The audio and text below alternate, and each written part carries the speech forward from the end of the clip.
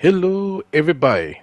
Welcome to a new episode of Heelverse Show.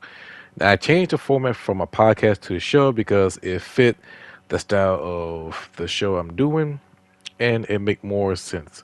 I used to do podcasts back in the day, but now I decided to do a show, and plus, it felt more comfortable. But we got lots of topics I want to discuss in this very special episode for the show. We're going to talk about the fans who is really crossing the line.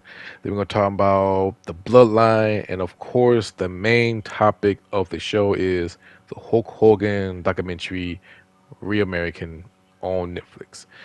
So let's get this show rock and rolling. The first thing we're going to talk about is the fans. Now, I know the WrestleMania weekend is over. The WrestleMania has comes and goes, but the lots of talks was outside Mania. And what I'm talking about is these crazy ass fans. Now I know there's a lot of videos circulating, seeing the fans mobbing Royce Key, seeing Punk slap the phone out of fan hand who was disrespect the privacy of Bailey and AJ Lee have their little moments, but it's crazy while seeing the clip, and these fans have no respect for privacy. And I get it. When you're a fan, you be starstruck to see your favorite wrestler. And trust me, I'm a fan myself. And if I see a wrestler or any celeb, 10 out of 10, you will see them at a meet and greet, either a Comic Con or a wrestling event, either indies or big shows. And sometimes they do have meet and greet at that spot or a different location. That's where you meet the star. Now, once in a blue moon, you will find your favorite wrestler or your favorite celeb at a certain store. Now, it was up to me. If I see them, I would say, hey, I'm a big fan of your show. Come to them respectfully. Either take a picture or more likely or most likely I will see them at a meet and greet. That's how I met Lex Luger, I think it was like last year or year before. And then a couple years back at Soda City Comic Con, I see Ron Simmons and Hacksaw Jim Duggins. I see them. It was very cool, and also come to them respectfully. Same thing with TNA. See ODB and Eric Young way back, and take a picture with them. It was really cool to see. But at WrestleMania at Las Vegas, crowds, or should I say the fans, they are really, really fucking up the experience for everybody. Like this one fan who touched Corday Jade, behind, and the fan got caught, and the people, call him a pervert and everything else. And it's unfortunate because wrestlers are human beings, and you gotta respect their privacy or respect their space. And once again, I get it. You starstruck, and it's between being respectful fan to borderline creep and damn near being a pervert.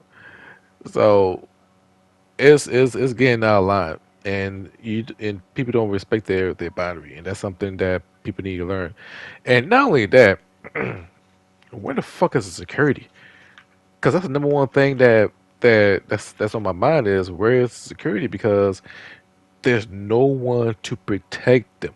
No one is, make sure the fans are being set. Not fans, the wrestlers, either your indies or big star, to be protected. Because in these day of age, fans are crazy because they don't know that pro wrestling or pretty much any form of entertainment that is entertainment, because they treat this shit that they treat this shit that like it's real.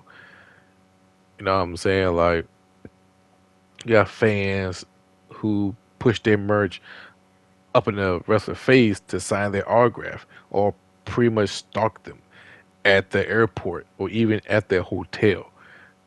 You had to be a real screw loose to follow them through hotel or even camp out at an airport like late night or deep late in the morning. Yeah, I understand that you want to see your favorite wrestler, but goddamn, you gotta respect their privacy.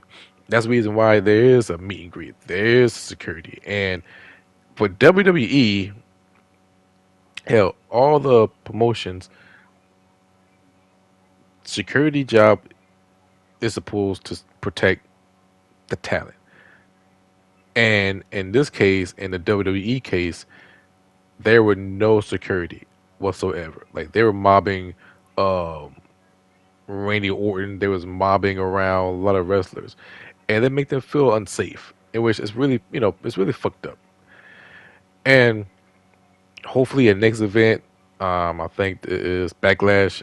It won't be that bad, but the next one, the big event, one of the big four, is SummerSlam, and I hope they're doing a much better job protecting the superstars, and hopefully it won't be that bad because these fans out there, you don't know what they're going through. You don't know what their mental state.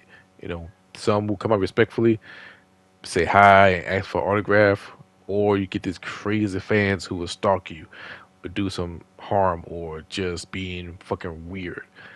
That's leave a bad taste in the wrestling fans.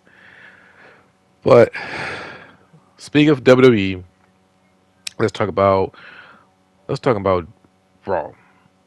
And what happened on Raw is Roman Reigns. He is the World Heavyweight Champion. Even though I was pulling for CM Punk to win the title, but Roman Reigns is the World Heavyweight Champion, and we see a little reunion with the Usos. And then after that, had a little promo in which he did throw a shot at Cameron, and in which it was kind of crazy. And then plus Cameron, he said he will see them at SummerSlam, but that's here and there. But the bigger picture is Roman Reigns. He want to do business with the Usos. He want the Usos stand by them as their blood, not servants. In the same breath or the same moment, Jacob Fatu comes out and he says peace, and he want to challenge Roman Reigns for the World Heavyweight Championship. Then Roman Reigns replied, "Well, I will see you on Monday. Either you face me for the title or you acknowledge me." So the way I see this is, I feel like WWE may run it back with the Bloodline game, and the Bloodline saga in WWE during the pandemic, it was amazing. Um, People say this is one of the greatest faction of all time, and WWE. Some say even outside WWE, but in my opinion, I feel like the Bullet Club was better than the Bloodline. To this day, I still love the Bullet Club, but the Bloodline, they are very entertaining. Um, do they have some great matches? I mean, for the Usos, yeah, but Roman Reigns, I mean, he's a goat of being a sports entertainer. But as here and there, I know some fans, shaking their fists like, you can't talk about my chief. Yes, I can. But when I see the bloodline returning, there's so many um directions they can go with it. And I feel like the bloodline saga is an ongoing thing. And not only that, you will see some opponents will be part of the bloodline storyline. You got Obafemi.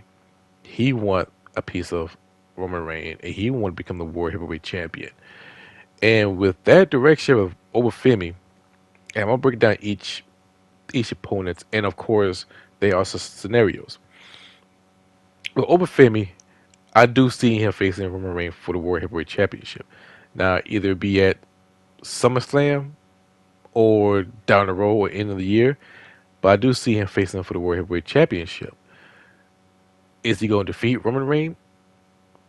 Me personally, I would love to see him become the World Heavyweight Champion. He go on a different path. He could follow the Brock Lesnar path, just going for the world title, and may not go for the single title. But I could see him be a main event player, and which he is. And if that do happen, what's next for the Bloodline? What next for Roman Reigns? Because in the Bloodline saga during the pandemic era, almost the entire roster was going after Roman Reigns. When you think back when he was the Universal Champion, the Blue Strap, which I love the title, entire SmackDown roster was going after Roman Reigns. From Cesaro, Edge, uh, Daniel Bryan, who else? Braun Strowman and The Fiend. Even his own cousin, Jay Uso. John Cena. Brock Lesnar, he was the WWE champion, but that's where WrestleMania they have to unify both titles. And the whole end game is who going to stop the bloodline. And the big payoff was at WrestleMania 39, with the tag team championship being the main event at WrestleMania with Kevin Owens and Sami Zayn defeating the Usos and ending their streak. And then a year later at WrestleMania 40, Roman Reigns loses title to Cody Rhodes.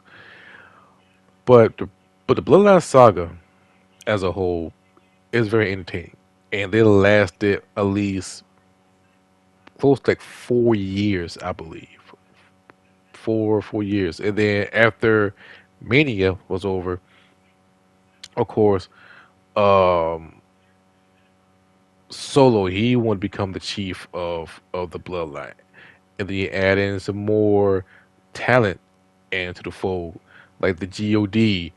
Then you got Jeff Cobb. They become MFT, and then before that, you get the Civil War with the Usos against Roman Reigns, and of course, Jimmy went back being part of the Bloodline once again, and then Jey Uso become the main event. The Bloodline saga, I don't know. The fans got much patience for it. Every run does again.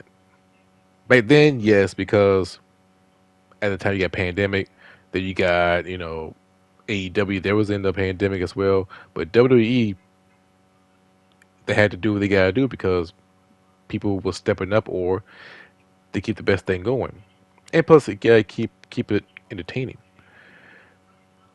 And plus our patient was high because at the time earlier we don't know what to expect, and we enjoy every single moment. Of course, the biggest moment we take away from the Bloodline was Sami Zayn, the Ordinary Oos, when he said one of the most funniest segment in SmackDown history was Usi. He's feeling not Usi, and it was funny because you see everybody try their best not to break their character. To this day, I will go back and rewatch that segment over and over again. But if you look at Bloodline Saga, they known for have a great segment and also have some good matches. But you remember their segment more than their matches. Not saying that Usos don't pull up some bangers, but they pretty much heavily rely on the Bloodline Saga. And right now, if you try to do this shit again in this day of era, of to this era, I don't think they would have that much patience because holding that tie that long and see your favorite wrestler not getting it, we don't have that much patience. So I don't see it be this long. I see it probably lasted like a half a year and then move on. I know they're gonna push out some merch. I know I will. I would love to get the merch because it matches my kicks.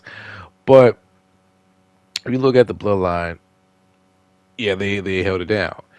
Another part, if they do running back with the bloodline, is you got to think about another opponent, Gunther.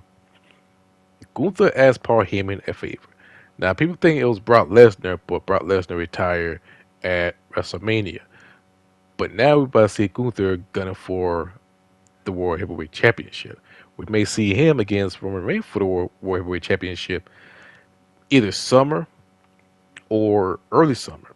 Probably, I would say Clash at Italy, or Italy, Clash at Paris. but I highly doubt it. But it will be somewhere this year.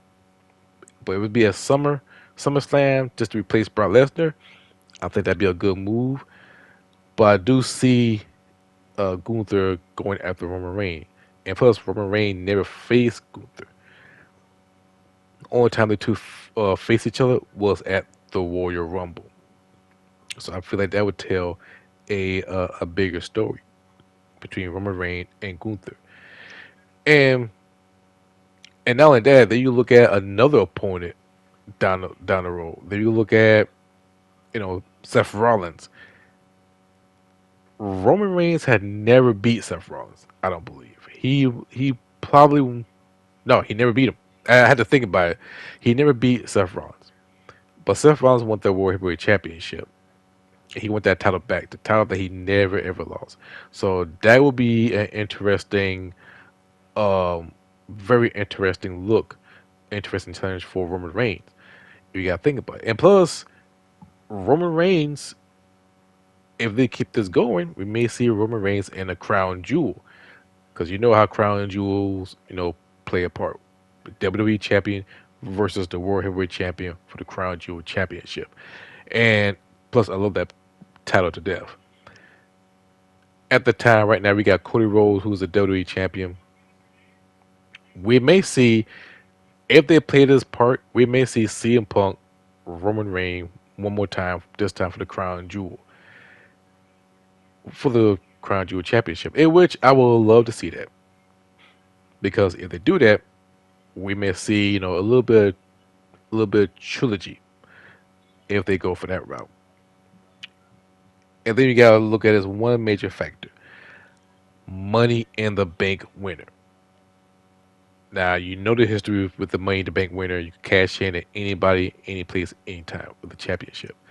If Roman Reigns holds that title after Money in the Bank, the question is, who is the Mr. Money in the Bank winner, and who that person go cash in on? It could be anybody, and with this talent, I can see at least top three, top three people may cash in either the World Heavyweight Champion or a WWE Champion. I can see someone like Jey Uso. I can see I can see someone like Dominic Mysterio, in which that'd be a wild card. And of course, Obafemi, the ruler in the bank. That would be a one hell of a merch. But I can see that happening. One way or another, Obafemi will be played a part. Either he'll be the King of the Ring winner or Mr. Money in the Bank winner.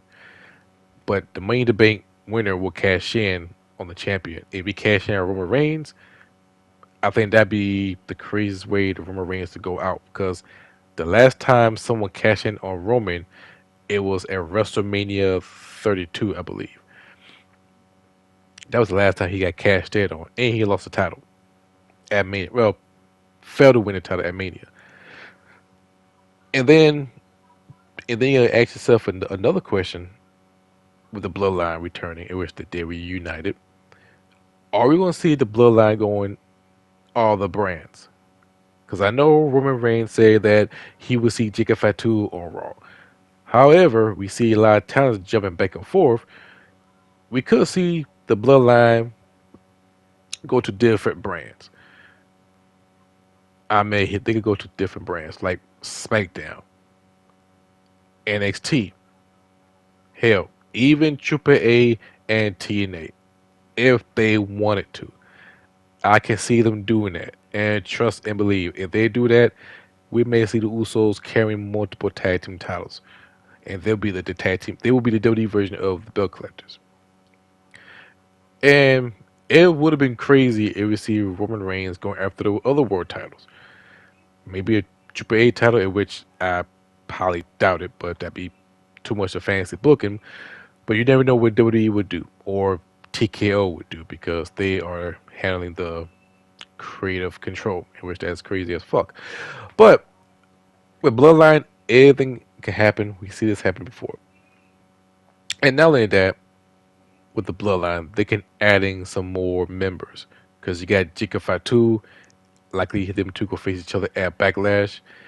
If Jacob Fatu lose, he have no other choice but to acknowledge him. And let's not forget, he got the Eula follow. He got the Eula follow since last January of the debut of the Netflix. Let's not forget about that.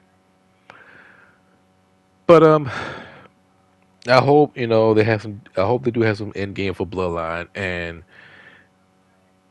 if so, then I hope it would end good, and hopefully it will last like 2 3 years because I don't think the fans would take it anymore having the long title reign.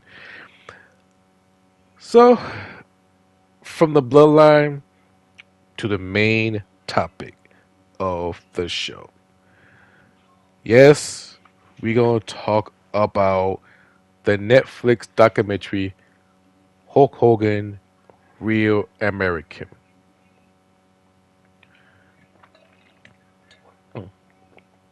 This documentary came out today.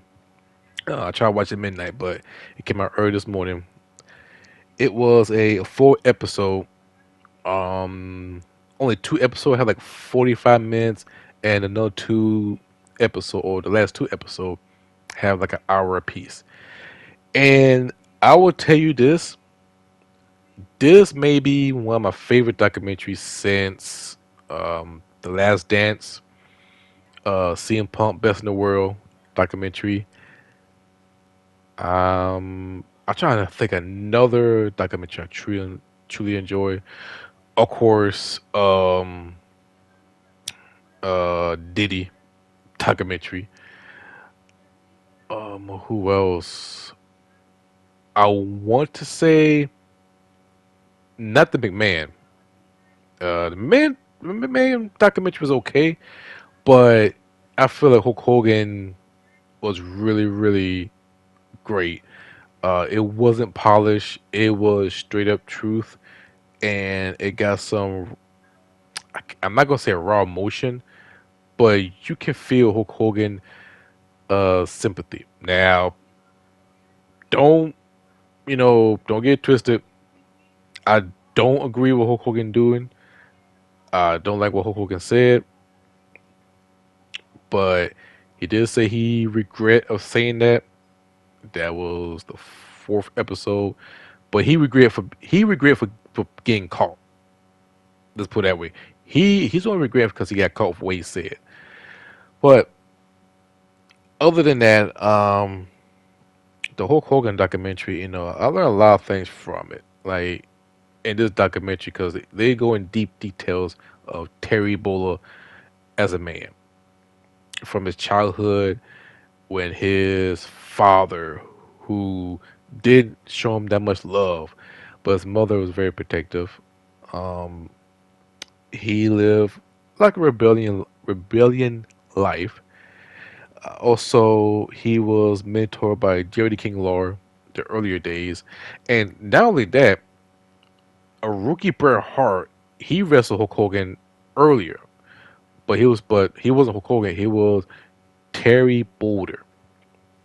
But even Bret Hart, he wrestled Hulk Hogan earlier, which I didn't know about. But I did know Bret Hart used to wrestle in New Japan when he was a junior heavyweight division known as what was his name? Bret Hart the Cowboy, because he wore like Tyson cowboy boots before he was Bret Hart Hart Foundation with Jim Neidhart. Um, and Bret Hart did make an appearance more than once, in which it was funny. Also, he got fired not once but 3 times throughout the whole documentary. He got fired at least like 3 times. The first time by Senior McMahon because he wanted to do Rocky Four. The second time, he he knows the WWE or WWF for changing, and then the last one, the whole scandal. And then, of course, Hulk Hogan was more popular earlier. He was more popular than pro wrestling because he was making movies and being on magazine before WrestleMania. So they knew his name before that time. In that show, not show, in that documentary, a lot of people appeared. Triple H, which I did not know it was produced, executive produced of that documentary, but it was filmed by WWE Film, which I'm not surprised. Triple H, he made appearance. Donald Trump made appearance. Jimmy Hart, mostly their friends who made appearance of the show. Another part I really enjoy, or pretty much educated, is him. He's losing his brother because his brother was, wilding out. He was part of the biker gang, and Hulk Hogan, he regret of not bringing him in, but his brother took the money and he went OD, and that's how Hogan find out about his brother passing away. I believe that was episode 2, I believe.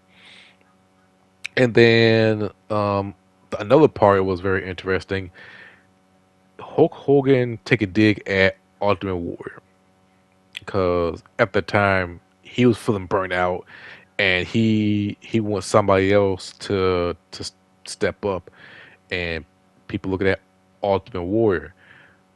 And what's so funny about that part, the Ultimate Warrior part, is they're showing him try to cut a promo in which it couldn't save his life. Hulk Hogan thinking Ultimate Warrior was a terrible idea, and everybody was criticized Ultimate Warrior, and Hulk Hogan had to make Ultimate Warrior earn his wins, in which I didn't know about, but at the same time I get it on the business side. If you want to give somebody a push, they got to earn their way. And then from the documentary, at the same time they're talking about he have a hard time finding a superstar. That one is very relatable of WWE of today. They try to find new talent, and Hulk Hogan want to see a new star, and he did. But also at the same time, when Bret Hart was a champion, Hulk Hogan he didn't look at Bret Hart as a true champion, in which I wish I knew what kind of idea that Hulk Hogan wants. He was someone who looked like a main event, get that image of a world champion, and he feel like Bret Hart wasn't a part of it. Um, and another interesting part of the documentary, he admits of lying about the steroids. He finally admits. Um, Also in that show, in the documentary, I keep on saying show, in the documentary, he disrespect Bret Hart.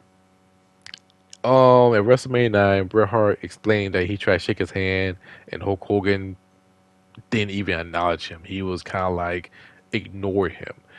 So Bret Hart feels some type of way, and that's an interesting part from Bret Hart. And I think in the fourth episode, I think this was becoming really really deep. He was really down bad.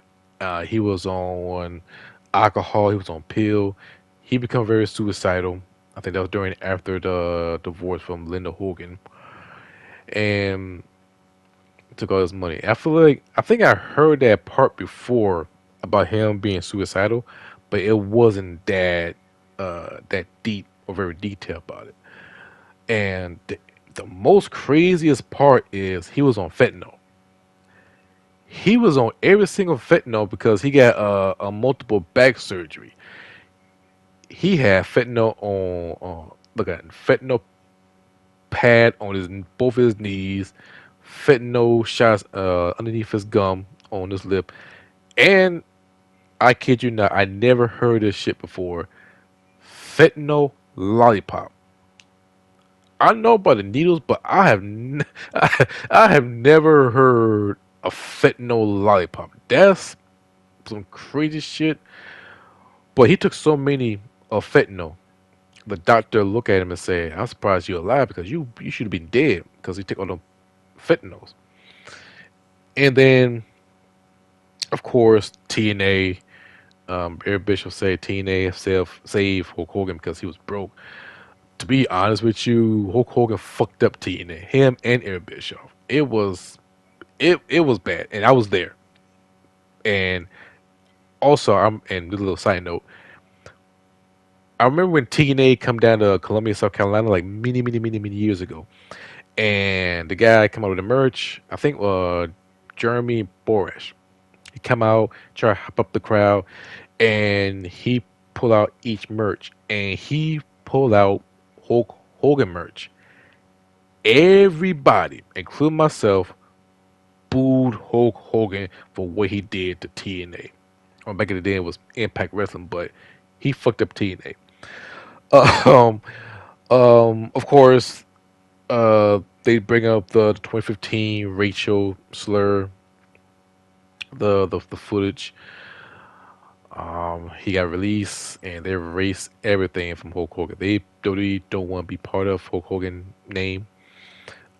He did mention he regret from saying that, and he looked remorse. But to me, as a person, I think he was remorse when he got caught, and he speak freely in his house, but he got caught. And plus, the crazy part is, this wasn't the first time he said some racial shit, in which I'm surprised they didn't call on that part, because there was an old footage he called I don't know, it was Bad News Brown or another black wrestler. No, Ernie Lane. He called Ernie Lane a spot monkey in that promo, and he says a lot of racist shit back in the day, which is crazy. Um, Also, he supported Trump during the Donald Trump presidential presidential run, and he said he received some death threats. That's the number one thing. You don't mix with politics and pro wrestling. And sure enough, he got death threats. He got, some booze. Speaking of booze, he did get booed on Netflix, the premiere show of Raw on Netflix. And Jimmy Hart, he was like, he wasn't surprised. No, Triple H, he wasn't surprised because of the political stuff. Everybody was shocked, and he did in L.A. But when we went to New York, people love him. So it's kind of like mix and match of two different cities, and of course the passing and seeing everybody, feel sorry for or feel sad because they lose a friend. Which that part I understand. They lost their best friend who considered him as a brother. Jimmy Hart, I know he hurt the most. Everybody else, close friends. So that part, is I truly understand on that human side. And throughout the whole documentary, um, it's dope. It's really dope. But they did miss out a lot of people. They miss out Mark Henry, Cena, Undertaker, Ric Flair. That we didn't see Vince McMahon. This time in Japan, beef with Macho Man Randy Savage, XWF, Brooke Hogan, and Brian Hobbs. I feel like they missed out some key parts, and if he was alive, I feel like it was to be a part two of it. But overall, I enjoy the documentary. Will I go back and watch it again? Yes. Do I advise for everybody else to watch it? Of course, there's a must watch if you're a fan of documentary, you're a fan of Hulk Hogan, or just a fan of WWE. Is a much watch. But yeah, that's the show. I hope you guys enjoy the show. I hope you like it. And I hope you guys support the channel. That's my Cash App. So, drop the coin, like, share, subscribe, comment about the show. I'm glad you love it. I'm your boy Heel. Until again, I'll see you guys next time. Bye.